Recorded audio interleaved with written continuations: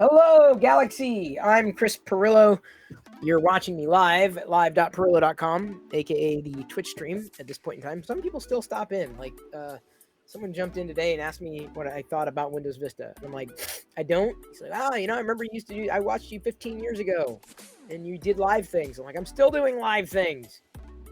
But there are a lot of people who do live things on the, there's a lot more happening on the internet these days. It's impossible to see it all. So I appreciate the time that you spend here with me, as well as the people who are joining live and are participating in this actual stream.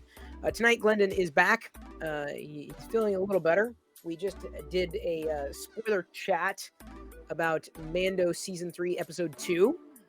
It was nice to know that we kind of, we pulled out the same bits and enjoyed them equally as much seemingly from that show. Glenn, if you gotta drop, you gotta drop. Sure. Yeah, and me too, by the way, because I mean my stomach's a little in a different way. I don't know what it is. I'm like, fascinating. The body. It's an interesting computer machine. I am human, at least that I know of, not AI yet. But we're going to launch into the tech news and then get into the tech deals here, the recent ones at least. Thanks again for tuning in live. Thank you for participating. Thank you for being here. Thank you for subscribing, commenting, like all that. Blah, blah, blah, blah, blah, blah. The first thing that I thought I'd showcase really is this news site. This is Garlic GPT. And as you can imagine, this is not the Onion. This is Garlic. And they happen to be sharing unique stories, like Peloton launches new treadmill that runs away from you. Netflix wants you to watch more and more. Tyson Foods unveils new vegan chicken nuggets made entirely from real chicken. SpaceX launches new rocket destination, the moon's cheese supply. IKEA announces new store layout, the maze. Shopify CEO quits after losing all his meetings to Dropbox. 5 travel tech organizers that will keep your cords, cables, and gadgets tangled. So you're wondering, well, what's going on here? Well, it's a news site that's like the Onion, but it's all generated by GPT. That's great. In that this reminds me so much of the early days of the internet. That's why I love this. So you can follow ChatGPT on Twitter, or enter a story. I thought about doing something like this with tech, although there are a lot of like hard drive is a tech parody. We were doing it years ago with Locker Gnome and just did not pull that thread.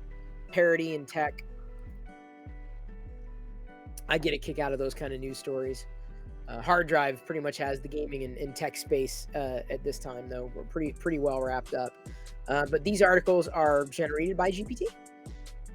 This news generated by ChatGPT. Or GPT, right? GPT 4.0 is apparently around the corner too, including models around video. So that should be interesting. When I say around the corner, like we're talking weeks. So it's not going to be too long. Anyway, I thought this was kind of cool. It is cool. I can appreciate that. And I figured we'd start there. Before digging into the news, including Apple's Music Classical, 15 things you need to know about the new app. There's going to be a new app that's launching. It's been rumored for a while. Well, I guess there is a new app. Today it launched in the App Store. And so if you love classical music, it's now a dedicated app. And I guess that's good news if you happen to like classical music. I'm not really a classical music listener kind of guy, but maybe you are. It seems fascinating to me that they would pull out classical music and make it a separate app. And I know they obviously clearly have their reasoning for doing sure. So. But I'm sorry. It was today it was revealed on the App Store. But wait, Apple Music Classical now available for it's available, that's what I thought. Available for pre-order in the App Store. Due to be released on March 28th here in a few weeks. So it's everything you love about Apple Music if you love it, only classical. And highest, maybe it's the audio quality specifically. Specialized search built for classical music. World's largest classical music catalog. I guess it would be a catalog. Any thoughts on this, Clinton? I mean, obviously there's enough reach for people wanting to have this, or they wouldn't have done it. Apple's not one to not do their homework or release something that's just on a whim. So, hey, I mean, music's very important. It's an art that a lot of schools are getting away from, unfortunately. And if this can get more people, even young people, listening to classic music or classical music, then why not? See, I think this is geared more towards the older audience. It could be. It could be. But you know how kids are with Apple. Right. I mean, who's to say that you couldn't encourage someone to listen to some classical music? Because True. there are kids that still are. You know, you've got the prodigies that are out there, but I know it's few and far between. You're right. I'm sure it is more geared towards the older audience for sure. But, you know, it has the potential to reach others. And I think that's a good thing. 0 ads, of course, because it's a part of Apple Music, Mhm. the subscription. Up to 192 kilohertz, 24-bit, high-res, lossless. So I'm guessing that's the clear differentiator with the classical music. Right. Yeah, if I love classical music, I'd be just... And if I love classical music in Apple, I'd be over the moon. But this is not... It's interesting, to say the least. It is interesting. What may be also interesting is this. Flux keyboard. This is based on a pre-production prototype, tactile, adaptive, Flux. So what it is, it's a full HD IPS display, allowing for the customization of the keyboard with any background image, video, or interactive style, automatically switching between profiles to reveal the most relevant keyboard shortcuts and customizable macros for any software, like your Adobe software, Mac software, you know, Windows, like your Office software, you know, popular software out there. So, for example, Final Cut Pro, or Excel, or Adobe Illustrator, or Photoshop. So you can change the keys dynamically. Any language. 27 plus languages supported by default. Configure your own for any other. And the keys change. The keys change state. They're maglev switches. That's what's interesting about this. Each key. So it's not just like a capacitive touch type thing. No, it's not capacitive touch. It's maglev. Okay. So it also has software adjustable articulation, 0.0 to 0.1 millimeter increments, and rapid trigger functionality through analog Hall effect sensing. So there could be advantages for gaming with the adjustable articulation point, rapid trigger, etc. And then explain the Hall effect sensors. Interchangeable modules. So up to 4 modules can be attached to the keyboard magnetically to enhance your productivity and creativity.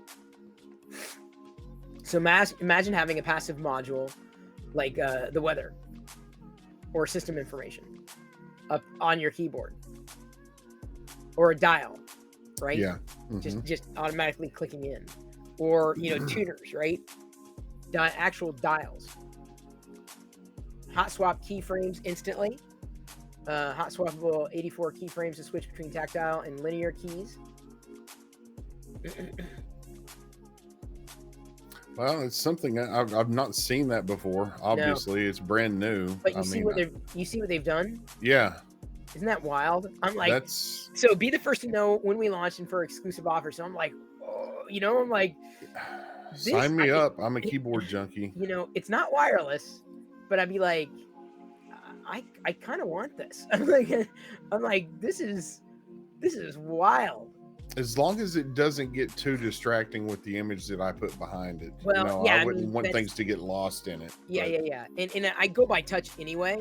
I do too. So see, at first I was turned off by it whenever you were talking about it, because I just thought it was another one of those, you know, flat screened keyboards to where you just touched it, and I didn't know there was an actual tactical bump to it with those maglev switches. Yep. And with it being analog, yeah, that can really benefit you with gaming, because the only keyboard that's out right now is a keyboard called the Wooting 60HE or HE60 that has analog switches with Hall effect sensors in it. This is impulse buy. Point. Oh, it really is. So the keyboard will cost between $300 and $350 after discounts for pre-orders, with a retail price of $450. And I'm like, it's not bad. I'm like, I'm kind of in. I'm in. You know, Uh-huh. I really want to. I really want to try it. Yeah, I do too. Now the keyboard features a USB-C port on both sides of the device. By the way, Gamer Me is here. Pull them in. Add any peripheral such as an external numpad. It's not a touch screen. No accidental articulation from resting fingers on the keys. So they like, it's like they explain it all. Yeah. Like everything. I'm just like, I'm blown away. I'm like, what? Based in Sydney, Australia. So if you're interested, I'd sign up. Yeah, I am interested. I'll have to sign up. I Got have it pulled up here. I still have my what was it called? The Maximus? What was that thing called? I still have one in box. Still, to this day. Keep Optimus Maximus or something. Yep. I know which one you're talking about. Because I want the weather on my keyboard. I'll be honest. I'm like, yes, I would love that. Absolutely. And if this picks up enough following, you know, game developers would eat this up. Oh my God. Imagine the layouts that you could put on your keyboard. You could use your keyboard as a second screen. In many ways. You seriously think about playing an RPG and having your map on the keyboard. Right. In many ways. I mean, if you look at the instant hop swap keyframes, right? Mm-hmm. They could just produce an overlay for it, made specifically for that game if they partnered with the developer. It's just, it is so impressive. Like, I'm just like, dude, I'm not a Kickstarter, and it's not a Kickstarter, right? It's like, this is what they're doing, right? So I'm just like, oh my God, this is wild. Yeah, I'm intrigued. I have to try it. I have to.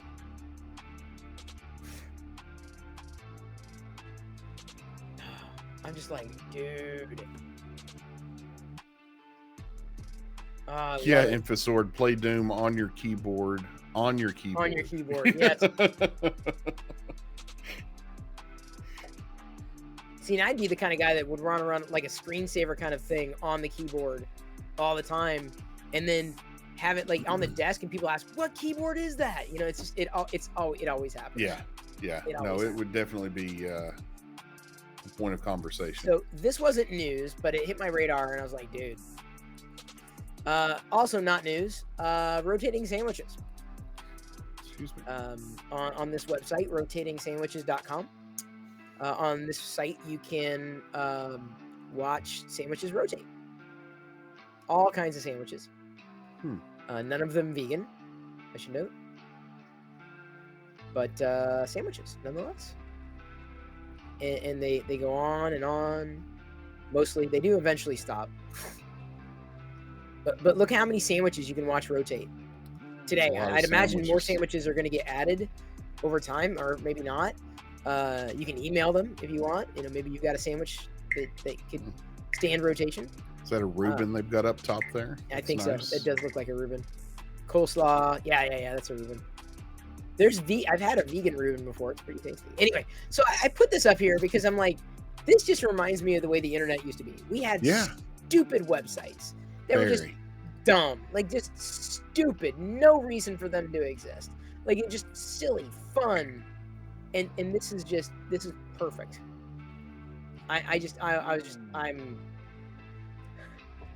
This is the way the internet used to be. Now it's making me hungry. Yeah, I know it's what Infosword is too. I ate before doing this. I'm like, I better eat because I knew the sandwich would be coming. Or the sandwiches, I should say, the rotating sandwiches. I'm just gonna keep it up here until everybody gets totally hungry that they can't do anything apart from eat or want to eat. Or go out to the kitchen. It's working. That Euro there, it's calling my name. The Euro is calling my name.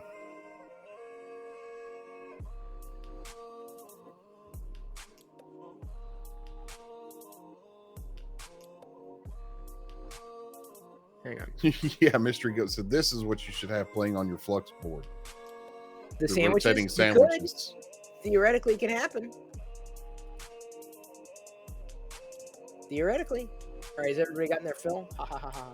Oh, I see what you did there. Apple's reportedly planning a major price increase for OLED iPad Pro. Okay, well, the iPad was expensive to begin with. Yeah. But, or it was getting expensive, the Pro. I remember the first iPad, $500, and thinking, oh my God, that is so cheap. And for what it was cheap. And granted, you can get a cheap iPad. But honestly, once you've seen an iPad screen that goes with a ProMotion display, Yep. it's kind of hard to go back to any other kind of iPad. My hope is that the other iPads will see the high refresh displays, especially the smaller, the nanos. I'd like to see a nano. That's what it's called, the iPad, or mini. The mini. Mini, yeah. I would love to see the high refresh. I mean, it's not a bad thing. It's not that could work as a tiny second screen to have up somewhere floating around. But yeah, this is the rumor, and potentially targeting 1,500 for an 11-inch, 1,800 for 12.9. I'm thinking for an iPad, like not a notebook computer, not like Mac OS, but an iPad, which is it's too much. It's the operating system isn't what it needs to be. I understand it's a beautiful screen. I totally get that. Yeah. Totally understand it. But it's not. I'm definitely not that customer. No, it's not for me. I mean, it is, but it isn't. I'm not going to spend $1,800 on a tablet. It's basically you're paying for the screen.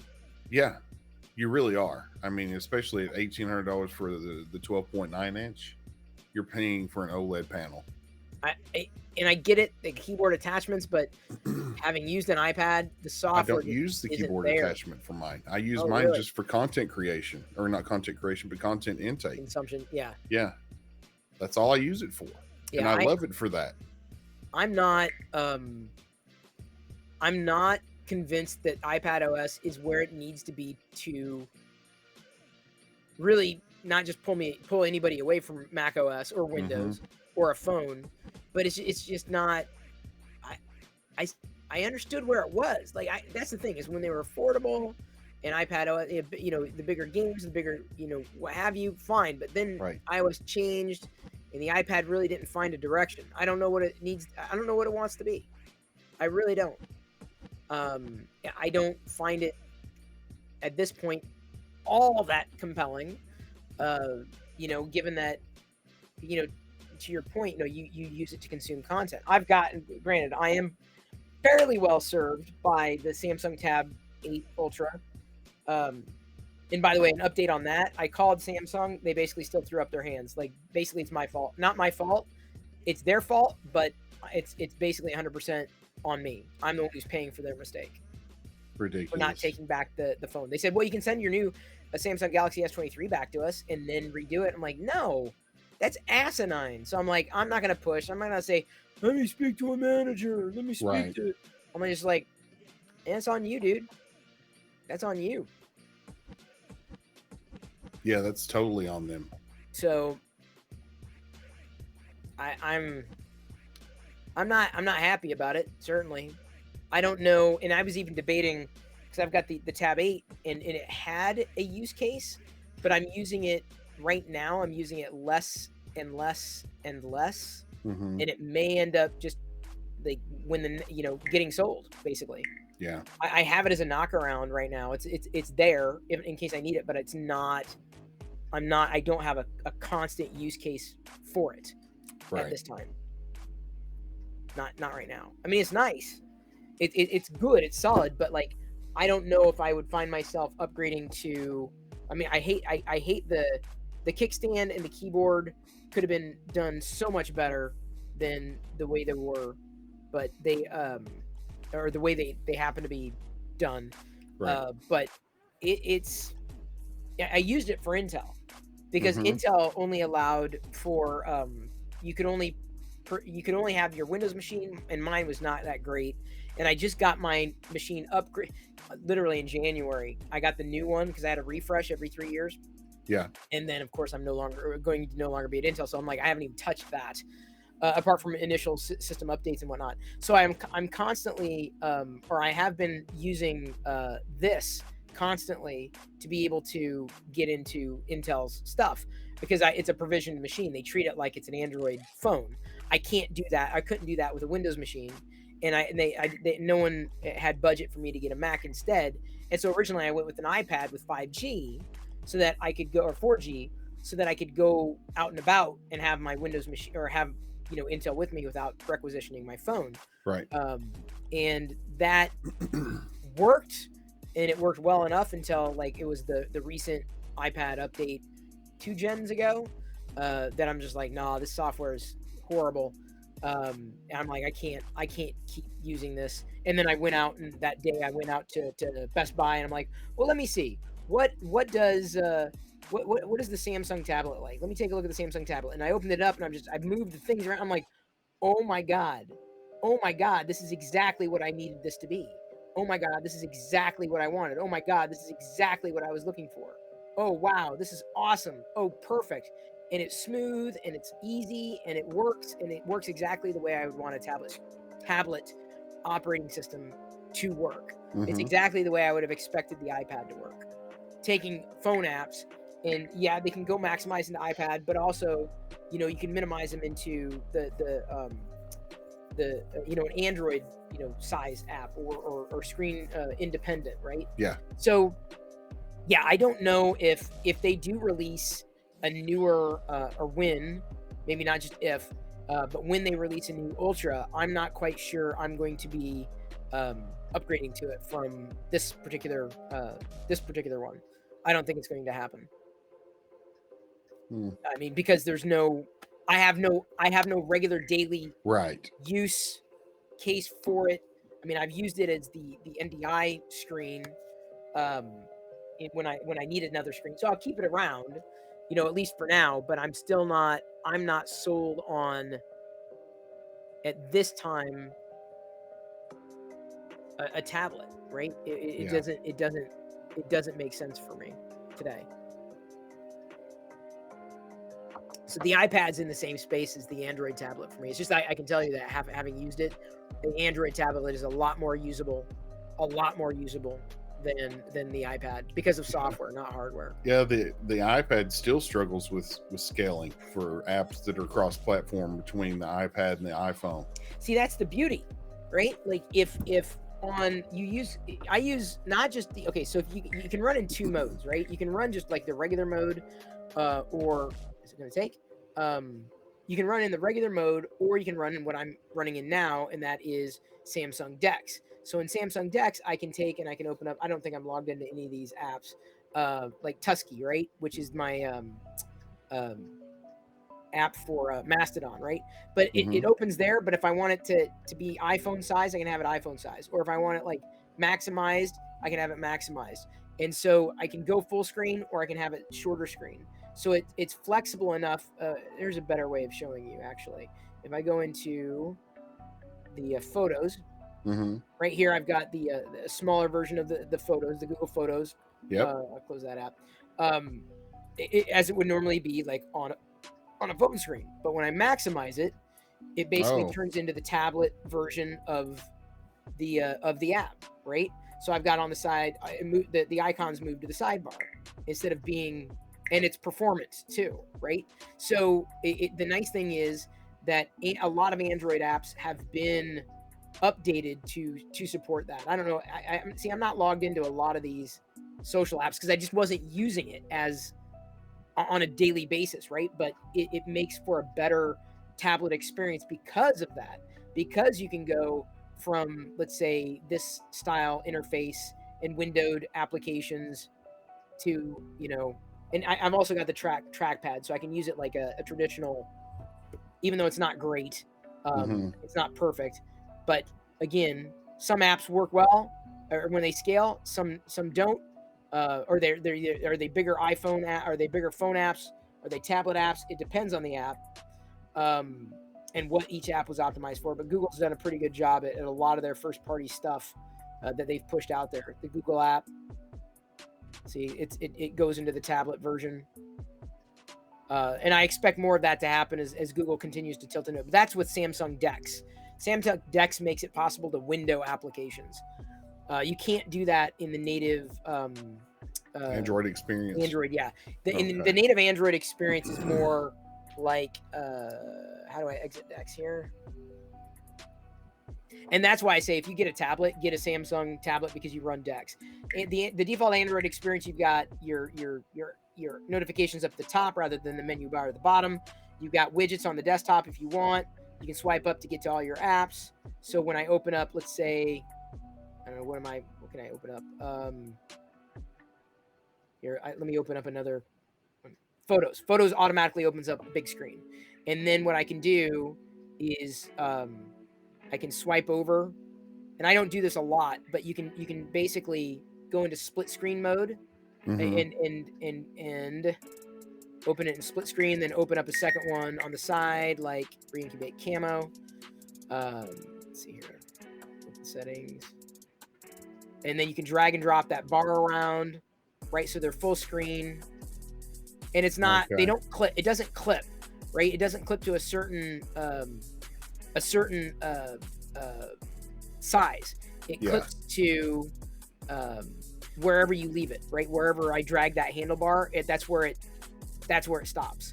So it's not predetermined. And there are other ways of doing it, and I like I said, I don't, if I swipe over, I can drag over a camera and put it up there. So I got triple right there. I got to clean that screen. And then if I swipe up, let's remove that entirely. I got to find, I don't use it that much anymore. No, that's my back. That's my handlebar.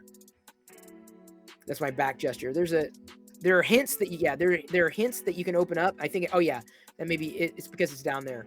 There are hints that you can open up. I drag over here, put it there, put it up at the top.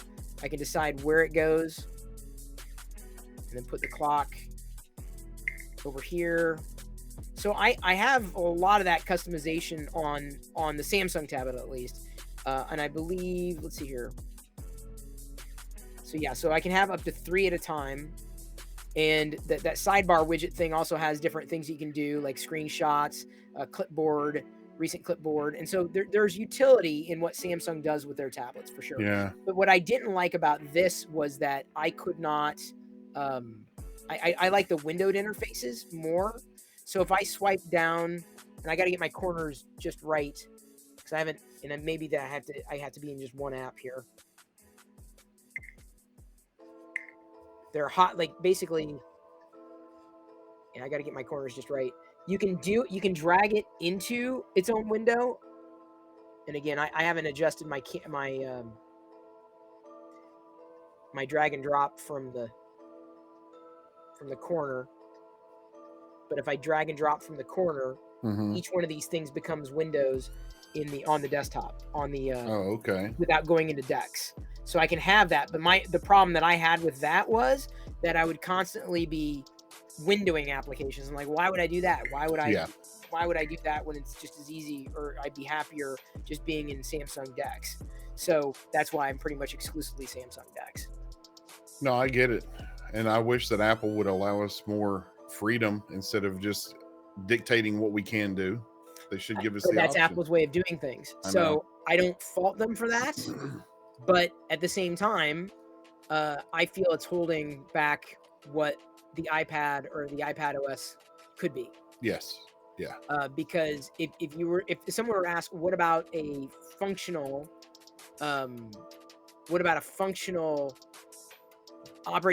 operating system? I say, well, Samsung DeX. Like it exists, and it exists today. Gamer Main. They did take my S Pen. They did warn me not to send it in, though, I guess. And they didn't ship my phone. I shipped it. It had been shipped in regular wear and tear. By the way, yeah. So anyway, this normally sits just out of view and not on my desk because I'm not using it. It doesn't need to be used. It's not in my use case. So all that from the iPad getting more expensive, but the software not changing one iota. Humane has been a startup that has sprang out of a couple who worked at Apple, And allegedly, according to a leaked investor pitch deck, that it describes a wearable camera that you can broadcast your life on. So I'm reminded of Google Glass. Yep. And I'm also reminded that you should just assume that you're being recorded all the time everywhere. There's a camera on you all the time. Just assume it. Like, that's the way it is today. Like, don't even guess as to whether or not it's happening. It is happening. So it would be interesting because we did see. Remember, Google had something a while ago. In fact, the article called back a couple of devices, Autographer and Memento, and Google Clips was a thing, but the results weren't that good. So I am curious to know where this is going. Who's the user? I mean, Lord knows. I think it would be interesting to wear, but I feel just like with Google Glass, the problem is culturally, people won't like that. People don't want to be on camera. No, especially if you're wearing it. Now, if it's like around people that you know, like I'm sure it's a different story. But even then, like I don't think everyone wants a camera on them all the time. So it would be interesting to see what that play is. Yeah, I like you. I wonder who their target audience is, because I, for one, am not interested about having a camera on me all the time. I'm more used to it now than I used to be, for sure. But I know a lot of people that would just be, especially that aren't into the, in the tech community, would have no interest about this and would probably be a little ticked off if somebody walked in and was videotaping them. Yep. So it could be a point of contention for sure. So it's interesting to see where they go with it. Yeah, we'll see. I mean, this is now what's been rumored. If that's the thing, I don't know. It could be something completely different. It could be an iteration of that idea. This is just a leak of a potential pitch deck, right, of what it is. Right. But I'd still keep an eye on it. I mean, it's a new gadget that's on the horizon. From those who would likely know usability better, given that they came from Apple. But saying that these days just seems mildly antiquated because I'm not quite sure Apple quite understands what they're doing with software and experiences right now. Mm-hmm. I don't know. Maybe someone wants to buy an $1,800 iPad. Who am I to say no? But not me. I realize it's different from the humane conversation, but I'm right. Coming back to that. What? $1,800 for an iPad? Yeah. To do what? To do what? Okay. I mean, you can justify $300 for a tablet screen. I say, okay, fine, because you're just watching. You can do some stuff. Okay, it's great. It's affordable. It's usable. For most people, et cetera, et cetera. I have no qualms. I wish that my parents used. Well, my mom really doesn't use a MacBook anymore, but my dad still uses Windows. And I'm like, I think they'd be as a normal computer. What they do, an iPad is overkill. So yeah. An iPad is perfect for people like them. That's what my mom uses. Chrome OS maybe, but they're not as familiar with doing stuff on the web or in the cloud. But like, I have no qualms with Chrome OS, especially if most of your stuff is in the cloud anyway or should be. And the average user, I think, is suited for that, but not $1,800. Nope. Roku's latest software update brings local news, more live sports, and a new mobile app. I'm not a Roku guy. I don't think I ever will be. I'm pretty happy, at least this time, assuming Google continues with it. The Google TV with Chromecast, very, very happy with the interface, very, very happy with the experience. And it gets better with every revision, despite very underpowered hardware. The software keeps pace. Very much looking forward to new iterations of that and would absolutely upgrade to it for sure. But Roku got an update. It's always nice to hear if you're into Roku. Do you have a Roku? Nope, I do not. Okay. You're not into it? Nope, never used one. Yeah.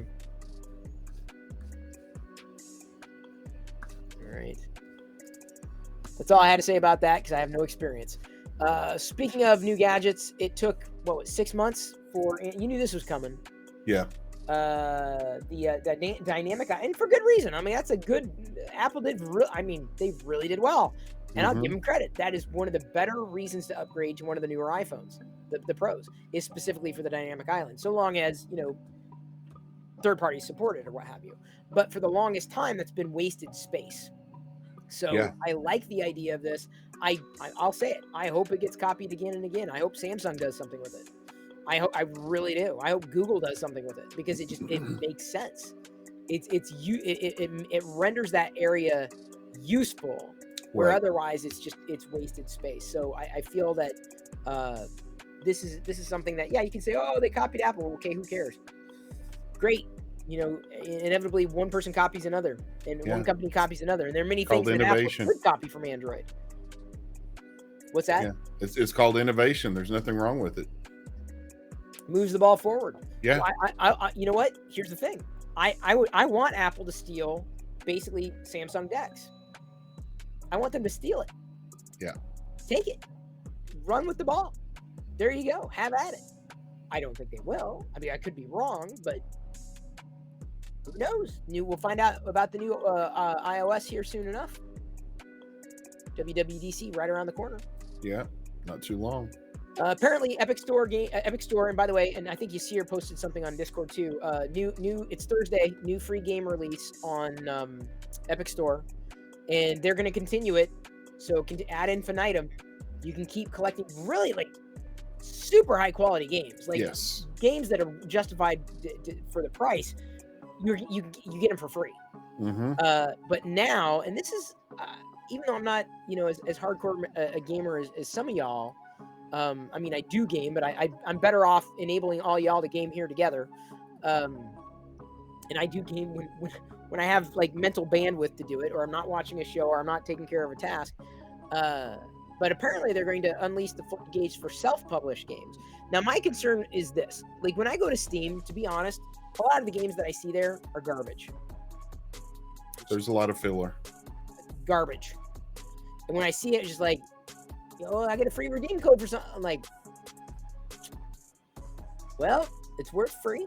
I know people put their heart and soul into it, but it just does not look. It doesn't look that compelling to me. I see why they're doing what they're doing. There's a lot of garbage on Steam. A lot. There's a lot of garbage in a lot of app stores. So if you pay a $100 fee, you get your game listed in the Epic Store. I mean, they're seeing this, I guess, as a growth opportunity. But I'm just not. I don't know. I just feel that waters down the value of how I have seen Epic games. Like, I could just feel like I could point anybody there and say, yeah, everything you're going to find there is like worth installing or worth buying. Can't say the same for Steam. Cannot. Yeah, I don't think that this is something that I am going to appreciate. I mean, good for a developer, obviously, to pay $100 and have millions of eyes looking at your new game. But I like it the way it is. Just like you're saying, because you don't have all of the filler. You've got high quality titles that are there listed right up front. But and like you say, that you go to Steam, and most of the time what I see is early access stuff, which is nothing wrong with early access games. I get it. But it's a lot of, and there's nothing wrong with indie titles. Don't get me wrong, but it's stuff that I have no interest at all in what I want to play. There's a filter. There's a gatekeeping, right? It's just kind of like with TLDR. There's a lot of news out there. So I do my best to kind of think, okay, what do I find interesting? What do I feel that most people might find interesting, to kind of suss through the fire hose to try to just make it palatable or approachable, or, again, something that I feel, anything that I might want to cover, I feel is warranted to cover on a daily basis. And there are definitely some slow news days. Can't have rotating sandwiches every day. Although I always look for that kind of stuff. Like, what's fun and what's cool, what's different, what's interesting.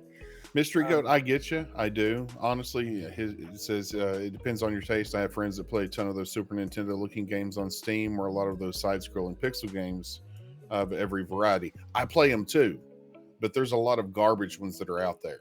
I think I'm not, just because it's low res or pixel or retro does not mean it's, obviously I'm a huge fan of retro. Yeah. It's that the game itself is just not where it would need to be to meet the prior bar that Epic has set for the games that are in the store. That to me is And Steam it needs would an be my overhaul. concern. I'll say it. I mean, What? I said Steam definitely needs an overhaul. I mean, it needs to get rid of some of the clutter, in my opinion. But Steam has needed it stiff competition. Maybe this is the thing that improves the competition. I don't know if that's going to be the case. Would it be a bad idea if I made a game about rotating sandwiches? Do it. Call it like great idea. Sandwich battles, and like the sandwiches have to like fight each other, and they shoot slices of salami, and then you gotta dodge the seeds, the spitting sesame seeds of death. I don't do it. I'm making this up as I go along. Clearly, sounds great. Yeah, I thought it would be a good game. $1 million idea right there. Yep. Twitter users complain about, because it's a day that ends in Y, yeah. seeing tweets from accounts they don't follow. Do I really need to say it again? Do I really need to? This horse is so dead that I can't even beat it anymore. It's unrecognized. It's a pulp of what used to be a horse. It's now just meat on the ground, and the blood is dried. Like there's no dead horse to beat. It's a slurry. Yes, that's good emphasis. I mean, at this point, what are you gonna do? What are you gonna do? What are you gonna do? Add it to the list of things. Yeah. So, not surprised whatsoever with how that turned out, or this happening. The bug du jour. It was the bug du jour. Complaining about seeing tweets from accounts they don't follow. Kind of like going to YouTube and seeing thumbnails from creators you don't follow. I mean, it's just, this is the algorithm, man. It's just, I'm telling you, man, centralized social media needs an overhaul, and there is something better. I think Mastodon is it. I'm gonna have to give it a try because I don't use Twitter, and now seems the time to do something else. So. Well, I mean, it's different. I mean, there are definitely some people who are like a lot more prolific in my timeline than others. I post on a regular basis. If I post something to Twitter, I usually post it to Mastodon, not always the other way around. Mm-hmm. Not always. My problem with Mastodon right now is so many people set it up as a backup and they don't log in again. Oh. That's just... That's what's frustrating. So they become zombie followers, which is maddening. Absolutely maddening to me. Okay, so that is the tech news of the day, and the tech that portion of it. You want to dive into some deals? Yeah, we can do that for sure. Blue Sky might be interesting, Pezzy. I think I signed up for a preview of an account, but honestly, if it's not in the Fediverse, I don't know if it's going to have a shot. I will sign up, certainly, because, being there at the beginning to give something for people to follow is important. But Mastodon has been an absolute rock for me, at least. All right. So the first one that we're going to go through is a Tile Pro, and if you're not following along with us, you can do so in Discord. This is under the Coruscant with the sales, deals, and discounts, and you can see those every day. So this is the Tile Pro for 2022. It is a single pack. It's not a multi-pack. However, it is 20% off, normally $34.99. Right now you can snatch one for $27.99. So that's a really good alternative to the AirTag if you want something else. It is still compatible with iOS and Android. It says that it is water resistant up to 400 feet. So yeah, if this is something that you need, even if it's just for your keys, then this may be a good deal for you at $27.99. You're under $30, so you're not breaking the bank with it either. Is that the one I found? Yeah, that's one you found. Yep, Chris found that one, and I threw it in here. He also found this next one, which was the Funko Pop, the Fennec Shand, and the Boba Fett from The Mandalorian.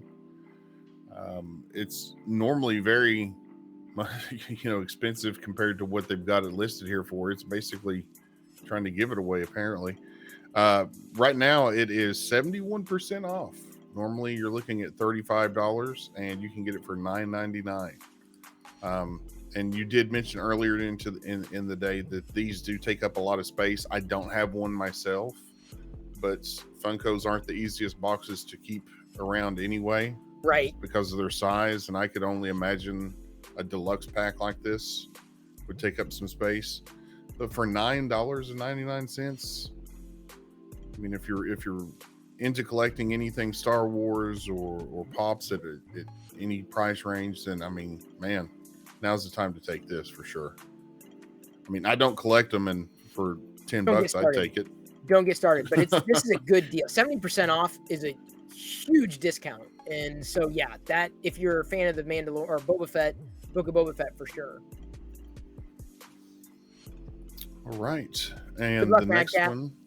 Sorry, I just saw he's doing his first TPU. I haven't done TPU yet. How can people still collect Funko after dumping 20 million of stock in a landfill? I slowed way the hell down. I don't know if that market's going to crash. It may. The next one is accredited to Mr. Pirillo also. This one is the DJI Mini 3. I did see this one earlier today before he sent it to me, so I was going to try to put it in the list. But this is a pretty good deal because you don't see price cuts on these much at all because they're in such high demand. But this is 16% off the DJI Mini 3. It is 4K. It is the mini drone, and it's sub $500, which is good for a DJI product, especially the 4K version. So at $469, if you are looking to get into the drone game and need a good camera for it, 4K with HDR, with a 38-minute flight time, that's pretty good. 38 minutes out of a drone that size. And it says here, true vertical shooting. Sorry, I'm just looking under about the item. Yeah. 4K HDR for video crystal clear aerial shots. So yeah, if you're looking for a drone, a quality one, I know that there's a lot of cheaper options that are out there. This could be for you at $469. 16% off is a good deal. Normally $560. All right, so the next one that I have here is a PC. It is the HP Envy Desktop Bundle. This is on Amazon as well as all of these are. This one is going for $1,229. It is 28% off.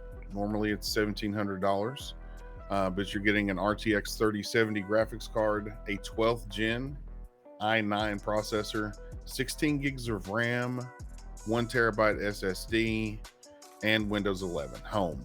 So, and it also supports Wi-Fi and Bluetooth. This is a really good price, $1,229, as opposed to the $1,700 that you would normally pay. 28% off. This would be a very good 1080p gaming machine for a very good and competitive price at $1,229. So if anybody is in the market and doesn't want to build a PC, you don't want to pay the extreme prices of a boutique PC and have it built to your specs, this would be a good middle of the road or a starting ground for someone. And then you can always, for the most part, at least upgrade RAM and processor and graphics card on these. So if you're in the market, $1,229 is a good price. You know, I wonder when you're doing these, are you looking at the actual pages? Yes. You may. I wonder if you would want to screen share. Okay. I could start doing that for sure. It's a good idea. Let me get OBS up Yeah, here. yeah. No, you don't have to do it right now. But I'm just Okay, saying. Like, I'll remove start it on all the that next stuff. one. Yeah, yeah. Yeah. It's Yep. okay. I just like because I take it down because I don't browse it because of how I've got the way I set up the screen share on my end because I got to be careful about the affiliate program links. Yeah. Yep. But if you're looking at them, if you're driving, it makes sense for you to share your screen. Yeah. Yeah. No, I'm looking at it and trying to hit the high points at least. All right. The next one is a soldering iron kit. And trust me, if you've used a crappy soldering iron, you know the frustrations with it. Chris, I'm sure you've used many crappy soldering irons, haven't you? I have the cold touch. I think is what I think I have one somewhere. I just don't. I don't use. I'm surprised soldering. you I don't had solder one. anymore. I'm surprised you had one. That's I why I had was heading one. that way with it. I had one. Cold touch, I think is what it was called. I still do somewhere. I know. I must. Well, this one is yeah. the digital Is this the soldering USB iron. one? Yes, it's the one that you provided to me for Yep. USB charging. And it comes with a 5-pack of tips. It's not a bad set. I looked at it myself. It gets up. It's 45 watts. It comes with an OLED screen on it that shows you, your digital accuracy, so you can dial in the temp exactly what you want it to. You use USB-C to attach it and charge it. It goes from USB-C to USB-A. If you're wanting to start taking up the hobby, this would be a great entry-level set because it gives you everything you need. You've got some solder, you've got a sponge station, you've got your charger, you got another set of 5 tips to take with it. So this has basically got everything that you need to get started soldering right off the bat. And for $86, and it's also got a $5 coupon that you can apply to it. So you'll get another 5% taken off of that, or 5% coupon, not a $5 coupon. I don't math real quick, so 5% of $86.99, Chris, is what? Less? Yes, it is less. Less. Correct answer. You win. Right. So if anybody's looking into getting into soldering for any reason, whether you've got some retro games you need to change batteries on, that's why I first started learning. A lot of them were socketed and not have a quick release, like on your Game Boy games and your original Nintendo games. Well, Infosword, link, hang on. Mm-hmm. All right, so the Infosword said Disc 105 had issues with his crappy soldering kit. So here's what I'm going to do. I'm going to go over here onto our Discord server to, where is it here? Sales, deals, discounts. Where is it? Tool Sage soldering kit, USB, and then I'm going to Disc 105. Okay, I tagged him. Here we go. Cool. Done. Thank you for that lead there, Infosword. Yeah, I had no idea. So these are a lot better since it's actually a digital, as opposed to the old ones that you would use a little dial on it and you were just hoping to get close to the correct temperature. You can at least dial this in. Yeah, it's unique. I found out about it through a review on ZDNet. I'm like, oh, cool. And then it was on sale. I'm like, okay, that'd be good to kind of, I mean, like, I have no current projects that require soldering, so it's not as interesting to me. But it's like, oh, okay, well, it's good to know something like this exists so that if and when I do end up needing something, like easily, I can easily, oh, that was that USB one. And it's got everything you need to get started. So there you go. And the last one for today is an Anchor USB charger. It's for USB-C, 47 watts. Excuse me. This one is, it's not on sale, but it's a really good price. It's $40 for a 47 watt charger, USB-C, and it's got 2 ports on it, so you can charge 2 devices at one time. So you don't have to worry about just bringing along 2 chargers. If you have something or you have multiple devices that need charge, you could use this and charge them both together at the same time. Whether it be a smartphone, a tablet, watch, whatever you have. Soldering iron.